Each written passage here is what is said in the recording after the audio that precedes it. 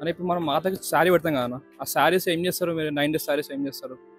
శారీస్ అందరూ ఆప్షన్ పెడతారు, కానీ ఇక్కడ ఆప్షన్ పెట్టాము. అందరినీ దృష్టిలో పెట్టుకొని ఒక్కొక్కరికి ఇక్కడ ఎవరైతే ఫస్ట్ సేవ చేసిర్రో వాళ్ళని ఫస్ట్ దృష్టిలో పెట్టుకొని ఓవర్ శారీస్ మేము ప్యాక్ చేస్తాం అనమాట. ఈ శారీ వాళ్ళకి ఇచ్చి ఒకరికి ఇచ్చి ఒకరికి ఇవ్వకుండా ఉంటే గలీజ్గా అని చెప్పి ఏ శారీ కనిపించకుండా ప్యాక్ చేస్తాము. ప్యాక్ చేసి చెల్లెలు ఎంతమంది ఉన్నారో భవానీ మాల వేసుకొని వాళ్ళందరికీ ఇస్తాం అనమాట. తర్వాత మిగిలిన శారీస్ ఉంటే అక్క చెల్లెలు ఎవరెవరైతే ఉంటారో వాళ్ళకి ఇచ్చేస్తాము. అన్న మీరు ఇంతకుముందు ఏమన్నా అంటే మీ డాడీ పెడతాన్నారు ఇప్పుడు మాత అంతకుముందు, ఇప్పుడు మీరు పెట్టారు కదా, అంటే మీరు ఇక్కడ ఎట్లా చేస్తారు ప్రోగ్రామ్స్ అనేవి ఇక్కడ?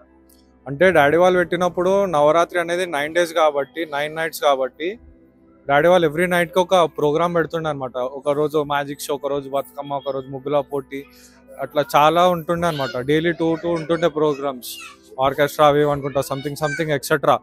అన్నదానాలు కూడా 3 అన్నదానాలు పెడుతుండే.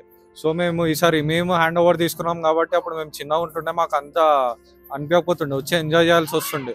ఇప్పుడు మేము హ్యాండ్ ఓవర్ తీసుకున్నాం కాబట్టి ఇప్పుడు మాత పెట్టడం అంత ఇంత స్ట్రగుల్లో మాకు ఇప్పుడు అర్థమవుతుంది.